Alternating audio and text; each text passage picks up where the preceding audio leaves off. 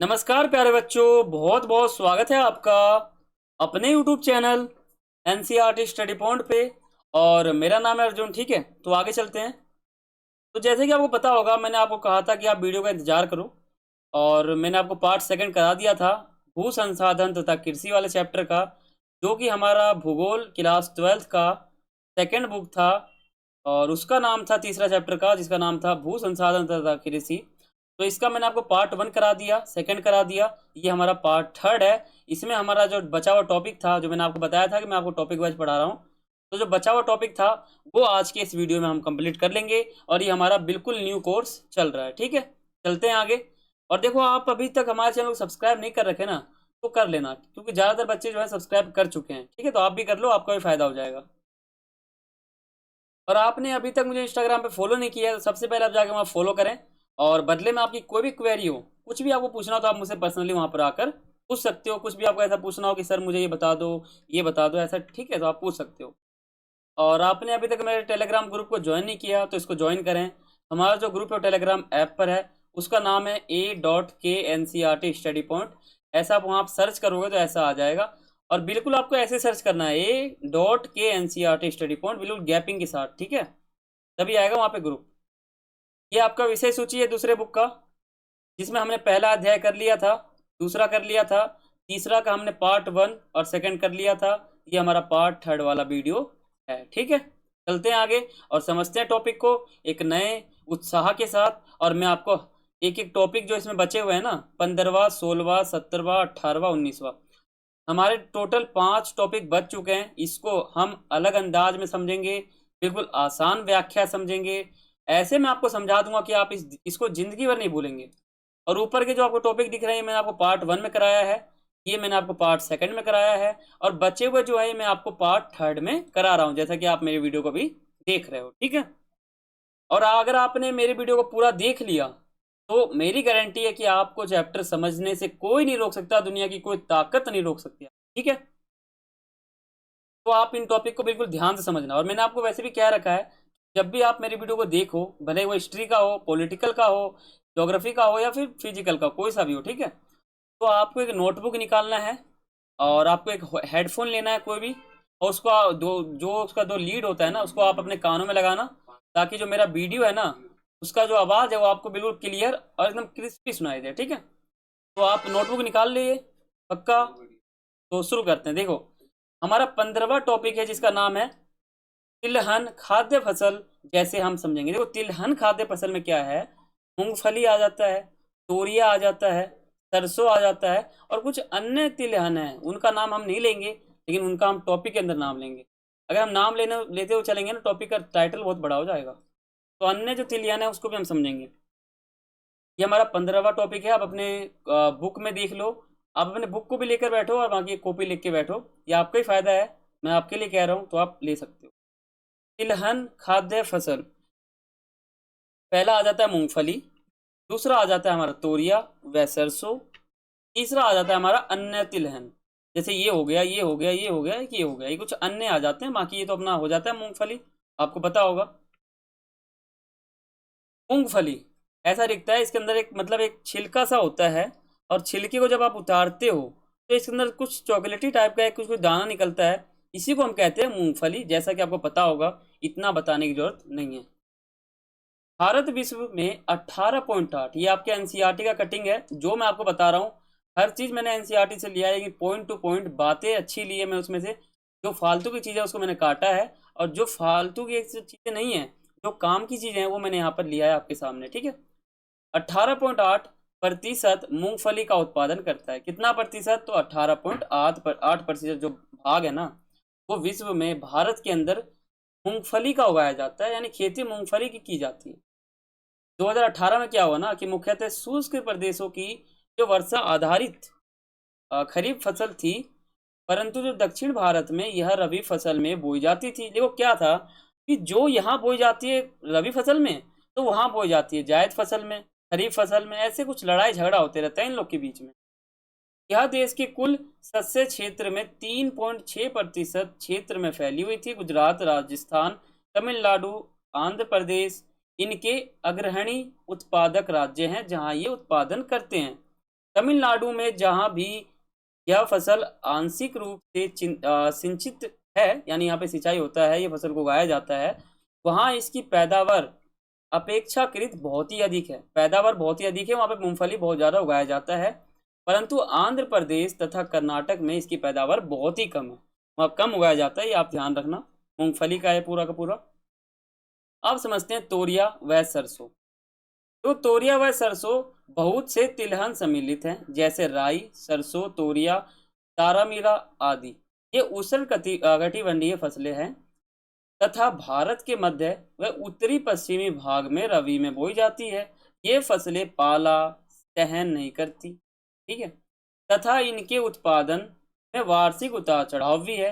परंतु सिंचाई के प्रसार, बीज सुधार तथा प्रौद्योगिकी यानी टेक्नोलॉजी के साथ इनके उत्पादन में वृद्धि हुई है। इन फसलों में क्या था कि इसके अंतर्गत जो क्षेत्र थे ना, उनको 2/3 भाग में सिंचित किया गया। तिलहन देश के कुल शस्य क्षेत्र, यानी कुछ ऐसे क्षेत्र थे जहां पर तिलहन जो उगाया जाता था, लेकिन केवल लगभग बताऊं तो 2.5% भाग ऐसे भी थे जहां ये बोए जाते थे और कहीं नहीं भी बोए जाते थे।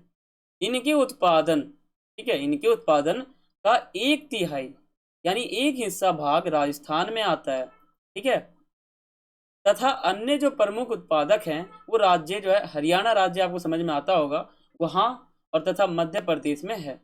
इन फसलों की प्रति हेक्टेयर उत्पादकता हरियाणा और पंजाब में अपेक्षाकृत अधिक है। बहुत, अपेक्षाकृत का मतलब होता है जितना हम सोचते हैं ना उससे भी अधिक है, यानी हम जितना अपेक्षा करते हैं उससे भी अधिक चीजें हो जाती हैं, उसको हम कहते हैं अपेक्षाकृत, ठीक है।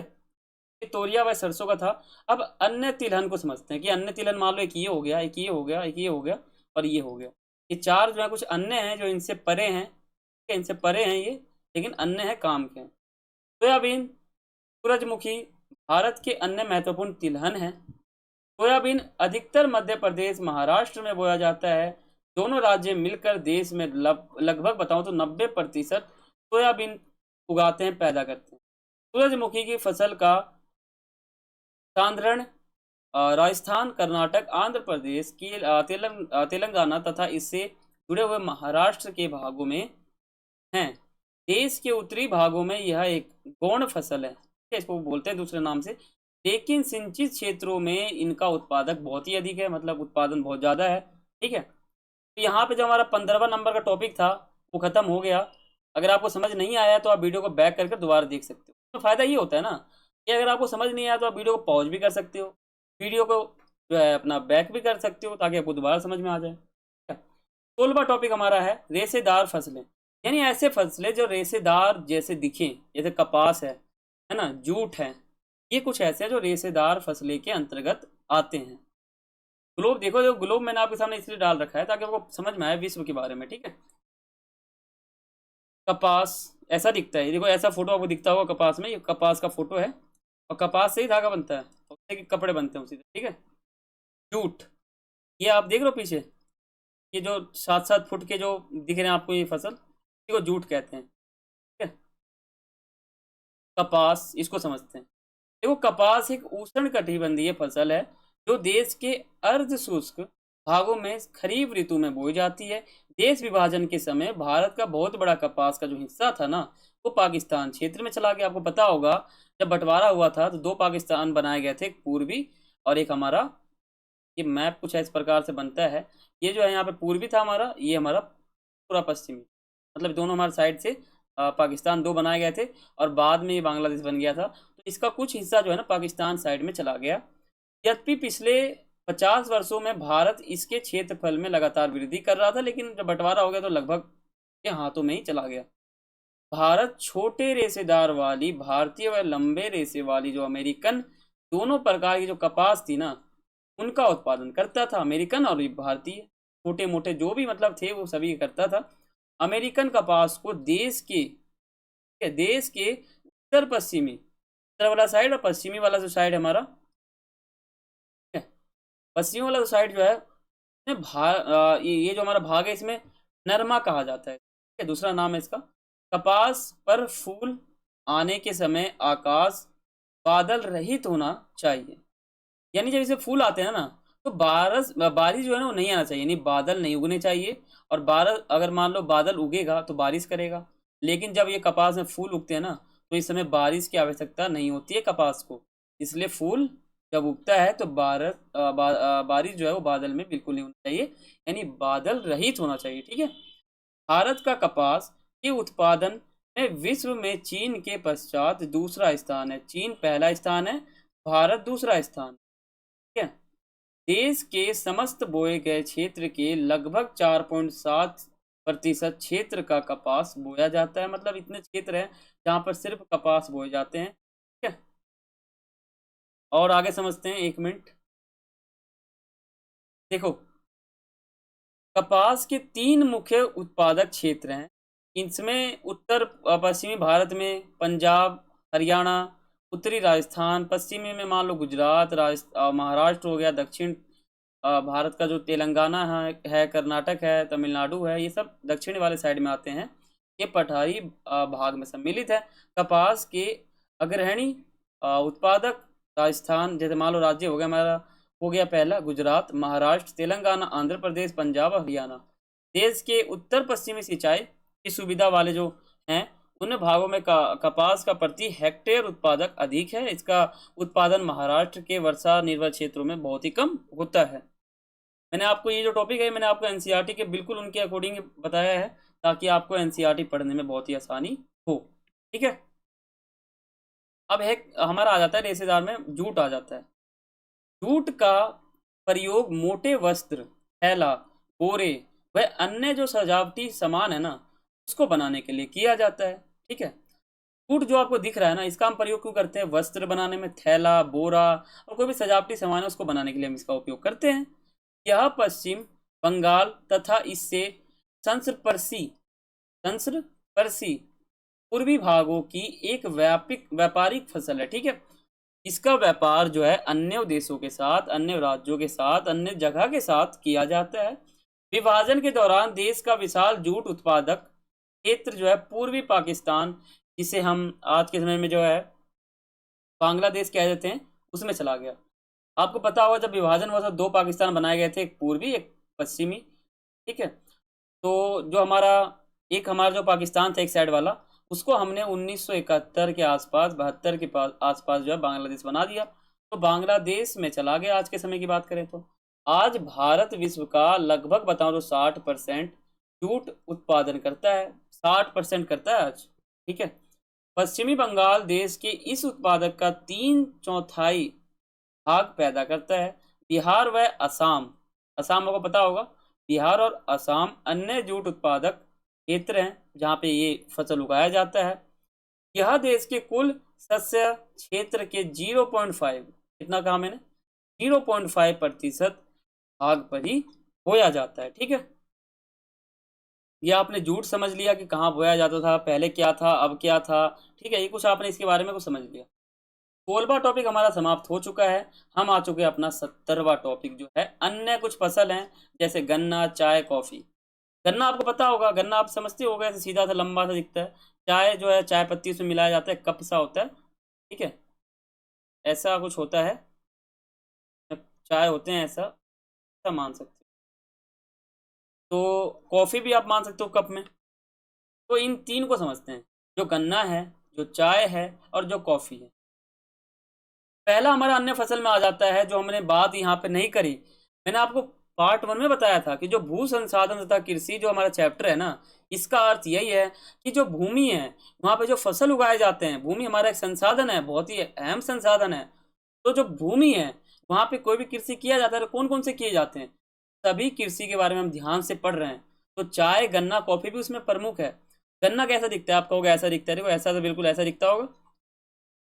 चाय कैसा दिखता है? आप ऐसे देखो, ये है चाय। और कॉफी कैसा दिखता है? देखो कॉफी ऐसा दिखता है। अभी जो कॉफी यहाँ पे पड़ा हुआ मिल रहा है ना, ये देखो गिरा हुआ, ये भी उगाया जाता है फसल। तो इन तीनों के बारे में विस्तार से समझते हैं कि ये क्या है। पूरा आपका चैप्टर इन्हीं के ऊपर घूमता है, और कुछ नहीं है इस चैप्टर में। पूरा आप इसमें बारे में समझोगे। गन्ना एक उष्ण कटिबंधीय फसल है। वर्षा पर निर्भर परिस्थितियों में यह केवल आंध्र वह उपांध्र जलवायु वाले क्षेत्रों में बोई जा सकती है। परंतु भारत में इसकी खेती अधिकतर सिंचित क्षेत्रों में की जा सकती है। गंगा सिंधु के मैदानी भाग में इसकी अधिकतर बुआई उत्तर प्रदेश तथा मतलब वहीं तक सीमित रहती है पूरा का पूरा। और पश्चिमी भारत में गन्ना उत्पादक प्रदेश महाराष्ट्र गुजरात विस्तृत है, यहाँ पर सबसे ज़्यादा बोया जाता है गन्ना। दक्षिणी भारत में इसकी कृषि कर्नाटक में, तमिलनाडु, तेलंगाना, आंध्र प्रदेश सिंचाई क्या यहाँ पर की जाती है, उगाया जाता है। ब्राजील के बाद क्या ब्राजील के बाद भारत दूसरा गन्ना उत्पादक देश बन गया। कब? तो आप कहोगे 2018 में। 2018 में क्या हुआ ना, ब्राजील के बाद दूसरे नंबर जो है ना वो किसने ले लिया, तो आप कहोगे भारत ने। भारत में गन्ना जो है दूसरे नंबर पे बोया जाता है, मतलब उसका दूसरा नंबर हो गया, ठीक है। यहाँ विश्व के 19.76% गन्ने का उत्पादन होता है। देश के कुल शस्य क्षेत्र के 2.4% भाग पर ही इसकी कृषि की जाती है। उत्तर प्रदेश देश का 40% गन्ना उत्पादन करता है।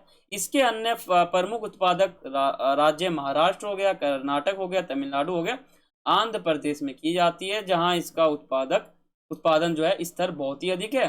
3 जगह आपको बताया मैंने, महाराष्ट्र बताया, आंध्र प्रदेश, तमिलनाडु, कर्नाटक, 4 बताया मैंने आपको जहाँ पे इसकी पैदावार सबसे अधिक है। उत्तरी भारत में इसका उत्पादन बहुत ही कम। उत्तर जो भारत का साइड है, भारत का उत्तर वाला जो साइड है, वहाँ पर कश्मीर आ जाता है, ठीक है, तो वहाँ पे थोड़ा कम इसका उत्पादन किया जाता है, मतलब उगाया जाता है। अब हम समझते हैं चाय। चाय तो आपको पता होगा, आप भी पीते होगे, एकदम दैनिक जीवन का मुख्य चीज़ है ये। तो देखो, चाय एक रोपण कृषि है। कौन सा कृषि? तो आप कहोगे रोपण कृषि, ठीक है। नाम याद रखना, एक एक पॉइंट समझते हो चलो आप, एनसीईआरटी का ही है। चाय एक रोपण कृषि है, हमारा पहला पॉइंट बन जाएगा। जो पेय पदार्थ के रूप में प्रयोग की जाती है, दूसरा पॉइंट हमारा बन जाएगा। काली चाय की पत्तियां कृपृत होती हैं, यानी मतलब काली चाय की जो हमारी मतलब पत्तियां होती है ना, वो बहुत ही ऐसी होती है जो बहुत ही छोटा छोटा हो, बहुत ही छोटा सा हो, लेकिन खुशबू ज़्यादा फैलाता हो, गंध ज़्यादा आता हो उसमें से, ठीक है।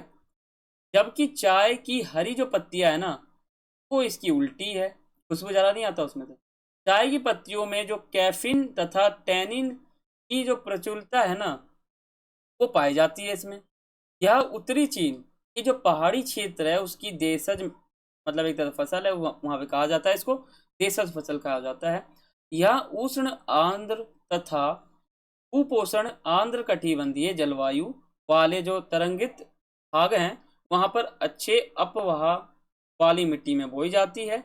भारत में चाय की खेती 1840 सन याद रखना, 1840 में जो है असम की ब्रह्मपुत्र घाटी में प्रारंभ हुई, जो आज भी देश का प्रमुख चाय उत्पादन करता है। क्षेत्र बहुत अच्छा है वो। भारत में इसकी कृषि पश्चिमी बंगाल के उप हिमालयी भागों में जो है प्रारंभ की गई थी। दक्षिणी में जो है चाय की खेती पश्चिमी घाट की नीलगिरी तथा इलायची की पहाड़ियों के नीचे ढालों पर की जाती है। भारत चाय का अग्रणी उत्पादक देश है तथा विश्व का लगभग 21.22% चाय का उत्पादन करता है। अंतर्राष्ट्रीय बाजार में जो है भारतीय चाय का अहम रोल है, ठीक है। अब हम समझते हैं कॉफ़ी। कॉफ़ी आपको पता होगा ऐसा दिखता है ऐसे, और जब बनाते तो ऐसा दिखता है। तो देखो कॉफ़ी, कॉफ़ी एक उष्ण कटिबंधीय रोपण कृषि, आपका पहला पॉइंट बन जाएगा। कौन सा है? कॉफ़ी एक उष्ण कटिबंधीय रोपण कृषि है। इसके बीजों को भूनकर पीसा जाता है बिल्कुल, तथा एक पेय के रूप में प्रयोग किया जाता है। कॉफ़ी की 3 किस्में हैं। कॉफ़ी की 3 किस्में हैं, अरेबिका, रोबस्ता, ठीक है, तथा लेवेरिका, एक नाम है। इस 3 किस्में हैं कॉफ़ी की। भारत अधिकतर उत्तम किस्म की अरेबिका कॉफ़ी का उत्पादन करता है। मैंने आपको कहा जो कॉफ़ी है ना, ये एक उष्ण कटिबंधीय रोपण कृषि है, और जो हमारा कॉफ़ी है इसके 3 किस्म होते हैं। पहला होता है अरेबिका, रोबस्ता, और हमारा होता है लेवेरिका। ये 3 किस्में हैं इसकी, आपको कॉफ़ी की। तो कॉफ़ी का जो 3 किस्में है ना, उसमें से भारत जो है ना, अब अरेबिका एक नाम है, अरेबिका जो किस्म है ना, इसका उत्पादन करता है कॉफ़ी के रूप में, जिसकी अंतर्राष्ट्रीय बाजार में बहुत ही मांग है। परंतु भारत में विश्व का केवल 3.17% कॉफ़ी का उत्पादन होता है। ब्राज़ील, नाम इंडोनेशिया, कोलंबिया, होंडुरास, इथोपिया, कुछ नाम अटपटा है इसका, तथा पेरू के नाम के बाद भारत का विश्व में 8वां स्थान है। 2018 कर्नाटक, केरल व तमिलनाडु में पश्चिम घाट की उच्च भूमि पर इसकी कृषि की जाती है। देश की समस्त कॉफी उत्पादन का 2/3 से अधिक भाग अकेले कर्नाटक राज्य में ही होता है। समझ गया? तो यहाँ पे हमारा एक कंप्लीट हो जाता है गन्ना, चाय और कॉफी। तो हमारा जो 70वां नंबर का टॉपिक था खत्म हो गया। अब हम आ चुके हैं अपने 18वां नंबर का टॉपिक, जो है हमारा 18 नंबर का टॉपिक, भारतीय कृषि का विकास। भारत में कृषि होता था, पहले से ही होता था, मुगल काल चलता था हमारा, याद है आपको? अगर आप हिस्ट्री पढ़ते होगे तो मुगल काल एक प्रमुख काल था। मुगल काल से ही कृषि बहुत अच्छा होता था। ठीक है, अगर आपके पास हिस्ट्री सब्जेक्ट हो तो आपने मुगल काल के बारे में जरूर सुना होगा। तो मुगल काल में क्या था ना कि जमींदारों की दशा बहुत ही खराब थी। नहीं, जमींदारों की अच्छी थी, किसानों की दशा बहुत खराब थी। ठीक है, बहुत सारे बंदोबस्त भी लागू किए गए थे उसमें। तो उस समय जो भारत की कृषि थी ना, तो भारत की कृषि का विकास कैसे हुआ, कोई समझना है हमें। कुल मिला के ये समझना है कि भारत की कृषि का विकास कैसे हुआ। आप पेन कॉपी लेके बैठे हुए हो, आप उसको नोट डाउन करते रहो। बिल्कुल, आप पेन कॉपी में नोट्स बनाते रहोगे तो मेरा मानना ये है कि अब की बार आपका 90 पार नंबर आ सकता है। ठीक है, भारतीय कृषि का विकास। स्वतंत्रता जब प्राप्ति हो गया, भारत को जब स्वतंत्र हो गया, तब हो गया तो आप कहोगे 15 अगस्त 1947 के मध्य रात्रि को भारत आजाद हो गया। पहले हमारी जो हालात है ना बहुत ही खराब थी। जब भारत देश आजाद हुआ तो उसकी हालत बहुत ही खराब थी, दयनीय थी। जैसे अकाल पड़ना, सूखापन आ जाना, खेती भाई, जब भूमि पे सूखापन आ जाएगा, अकाल पड़ जाएगा, तो हम कृषि कहाँ करेंगे। और भारत के विभाजन के बाद 1/3 सिंचित भूमि पाकिस्तान में चला गया। ज्यादातर हिस्सा क्या हुआ ना, पाकिस्तान की ओर ही जाने लग गया, जिससे कि हमारी हालात जो है बहुत ही दयनीय हो गई। ठीक है, फिर सरकार ने भारतीय कृषि के विकास के लिए कुछ महत्वपूर्ण योजनाएं भी चलाई थी। जैसे मान लो, व्यापारिक फसलों की जगह खाद्यान्न फसलों की मतलब उगाना, कृषि गहनता को बढ़ावा देना, कृषि योग्य बंजर भूमि जो है, प्रति भूमि जो है, और कृषि योग्य जो व्यर्थ भूमि है, सभी को मतलब अच्छे से उगाना, मेहनत करना, ठीक है, आगे बढ़ाना। लेकिन 1950 के दशक में क्या हुआ, इसके बाद कृषि उत्पादन जो है वो कम हो गया। लेकिन फिर सरकार को लगा कि अब इस समस्या से निपटने के लिए कुछ करना पड़ेगा। तो सरकार ने क्या किया, गहन कृषि जिला कार्यक्रम, जिसे हम क्या कहते हैं, IADP। ठीक है, IADP, इसका ये जो कार्यक्रम है ये शुरू किया गया। किसके द्वारा? सरकार के द्वारा। आगे समझते हैं इसी टॉपिक के अंदर। परंतु 1960 के दशक में क्या हुआ कि के मध्य लगातार दो अकालों का मतलब मतलब एक तरह सामने आया कि दो जगह पे अकाल पड़ गए थे। भोजन का संकट हो गया था। तो फिर मजबूरन दूसरे देश से भोजन आयात करना पड़ा। आयात का मतलब होता है खरीदना, निर्यात का मतलब होता है बेचना। ठीक है, 1980 के दशक में योजना आयोग, ठीक है, 1980 के दशक में जो योजना आयोग था हमारा, अगर आपने पॉलिटिकल साइंस पढ़ा हो तो योजना आयोग आपको सुनते समझ में आ गया होगा। योजना आयोग ने क्या किया, वर्षा आधारित जो क्षेत्र है ना, उसकी कृषि समस्याओं का अध्ययन किया, ध्यान दिया, समझा कि भाई ये जो कृषि संबंधी जो समस्याएं हैं वो क्या क्या है। ठीक है, योजना आयोग ने 1988 में कृषि विकास में प्रादेशिक, ठीक है, प्रादेशिक संतुलन को प्रोत्साहित करने हेतु कृषि जलवायु नियोजन प्रारंभ किया। नियोजन का मतलब होता है योजना, किसी भी काम को करने से पहले योजना बनाना, नियोजन करना, ठीक है, प्लानिंग करना। इसने कृषि, पशुपालन तथा जल कृषि के विकास हेतु संसाधनों का भरपूर विकास किया। ठीक है, फिर 1990 का दशक आ गया। इसके आते आते क्या हुआ कि थोड़ा राहत मिल रहा है। जो हमारे भारत देश के निवासी हैं, जो किसान हैं, उनको थोड़ा राहत मिल रहा है, सोच रहे हैं हाँ भाई कुछ तो फायदा हो रहा है। तो 1990 के दशक के बाद क्या हुआ भाई, कृषि जो है ना वो सही सा होने लग गया, तथा मतलब अच्छा हो गया वो। ठीक है, 1950 से लेकर हम 90 तक आ चुके थे, तो इसमें सुधार देखने को मिल जाता है।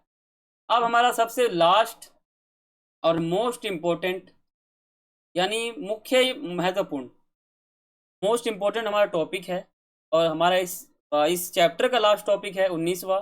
इसमें हमारा चैप्टर समाप्त हो जाएगा। इससे पहले जितने टॉपिक मैंने आपको कराए थे, आशा करता हूँ आपने उसको नोटबुक में नोट डाउन कर लिया होगा, नोट्स बना लिया होगा इजी वे। तो कृषि उत्पादन में वृद्धि तथा प्रौद्योगिकी का विकास।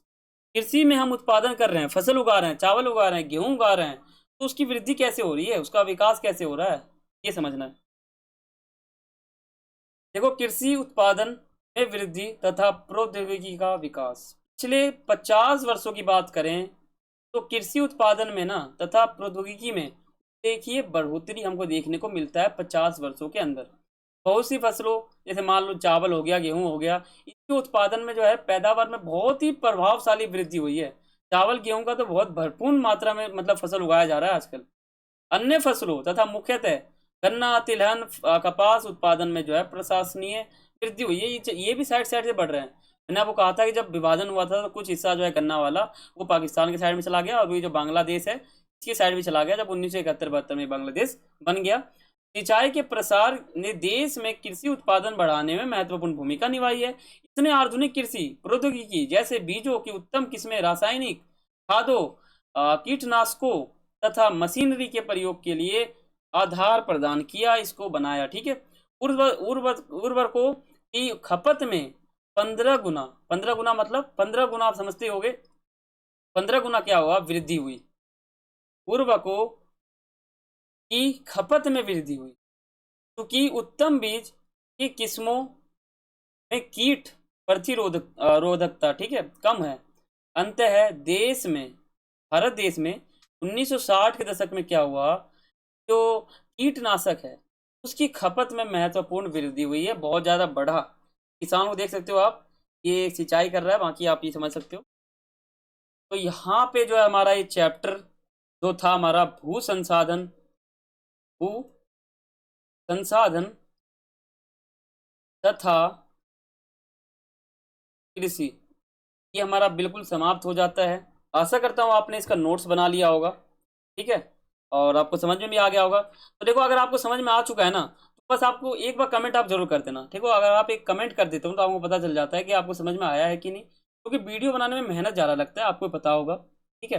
ये जो आप अपने वीडियो के अंदर देख रहे होगे, एनिमेशन में हर चीज़ आ रहा है, ये आ रहा है एनिमेशन में, फिर ये आ रहा है एनिमेशन में, ये आ रहा है, तो ये सब बनाने में मेहनत लगता है। तो आप जो है चैनल को सब्सक्राइब कर लें और बेल आइकन पे क्लिक कर, ये आपको फ़ायदा मिलेगा इसका। ठीक है।